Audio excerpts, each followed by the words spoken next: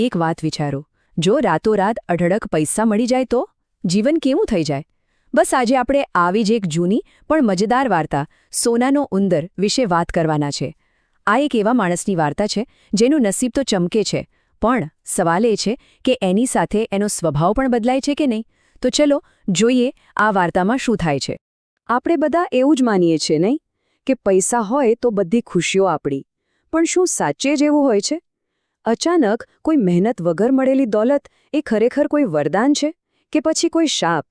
આ સવાલને બસ મગજમાં રાખજો, કેમ કે આખી વાર્તા આની આસપાસ જ ફરવાની છે. તો વાર્તાનો પહેલો ભાગ છે એક ગરીબ માણસની શોધ. અને અહીં આપણે મળીશું આપણી વાર્તાના મુખ્ય પાત્ર મહેશને. એકદમ સામાન્ય માણસ, પણ એની જિંદગીમાં બહુ જલ્દી કંઈક અસામાન્ય બનવાનું હતું. તો આ છે મહેશ. એનું જીવન એટલે બસ સાદગી અને સંઘર્ષ. રોજ સખત મજૂરી કરવાની, ઈંડા વેચવાના અને એમાંથી જે કાંઈ મળે એનાથી પોતાનું અને એની વૃદ્ધ માનું પેટ ભરવાનું. પૈસા ભલે નહોતા, પણ હા, નિયત એકદમ સાફ હતી અને દિલમાં એક જાતનો સંતોષ હતો. અને પછી એક સાવ સામાન્ય લાગતા દિવસે એના નસીબે જાણે દરવાજો ખખડાવ્યો. રસ્તા પર ચાલતા ચાલતા એને એક વિચિત્ર પણ સુંદર નકશીકામ કરેલું પાંજરું મળ્યું. એને થયું કે ચાર ઘરમાં ક્યાંક કામ લાગશે, એટલે ઉપાડીને ઘરે લઈ આવ્યો. બિચારાને ક્યાં ખબર હતી કે એ પાંજરું નહીં, પણ આખે આખું નસીબ જ ઘરે ઉપાડી લાવ્યો છે. અહીંથી વાર્તાનો બીજો ભાગ શરૂ થાય છે, સોનાના ઉંદરનો ચમત્કાર. મહેશની એ નાનકડી ઝૂંપડીમાં હવે એક એવું રહસ્ય ખુલવા જઈ રહ્યું હતું જે એની ગરીબીને તો કાયમ માટે મિટાવી દેત, પણ સવાલ એ છે કે એની કિંમત શું ચૂકવવી પડત? તો થયું એવું કે એ રાત્રે પેલા પાંજરામાં એક ઉંદર ફસાઈ ગયો. સવાર પડી, મહેશની નજર પાંજરા પર ગઈ અને એ તો બસ જોતો જ રહી ગયો. અંદર પેલો ઉંદર જીવતો નહોતો, પણ એ તો ચમકતા શુદ્ધ સોનાનો બની ગયો હતો. શું આ સાચું હતું કે પછી કોઈ સપનું? હવે એ સ્વાભાવિક છે કે એને પોતાની આંખો પર વિશ્વાસ જ ના આવ્યો. પણ જ્યારે બીજી રાત્રે પણ સેમ ટુ સેમ એ જ ચમત્કાર થયો, ત્યારે પાક્કું થઈ ગયું. હવે ગરીબીના દિવસો ગયા. એમની પાસે તો જાણે સોનું બનાવવાની ખાણ જ હાથ લાગી ગઈ હતી. પણ કહેવાય છે ને કે દરેક ચમકતી વસ્તુ સોનું નથી હોતી. હવે વાર્તાના ત્રીજા ભાગમાં આપણે જોઈશું સંપત્તિનો એક કાળો પડછાયો. આ પૈસા મહેશ માટે વરદાન બનશે કે પછી એના ચારિત્રને બરબાદ કરી નાખશે? બસ અહીંથી મહેશ બદલાઈ ગયો. એ જૂનો મહેશ રહ્યો જ નહીં. જે માણસ એક સમયે કેટલો નમ્ર અને દયાળુ હતો, એ હવે પૈસાના નશામાં એકદમ ઘમંડી અને કઠોર બની ગયો હતો. મહેનતની જગ્યાએ આળસ આવી ગઈ અને નમ્રતાની જગ્યાએ અહંકાર. જેમ જેમ એની સંપત્તિ વધતી ગઈ, એમ એની અંદરની માણસાઈ ઘટતી ગઈ. એક મોટી હવેલીમાં રહેવા લાગ્યો, નોકર-ચાકર રાખ્યા. પણ એના ઘમંડની હદ તો ત્યારે થઈ ગઈ જ્યારે એક તરસ્યો વૃદ્ધ માણસ એના દરવાજે પાણી પીવા આવ્યો. મહેશે એને પાણી તો ન આપ્યું, ઉલટાનો એની ગરીબીની મજાક ઉડાવીને ભગાડી મૂક્યો. આ બધું જોઈને એની માનું દિલ પણ દુઃખી થઈ ગયો.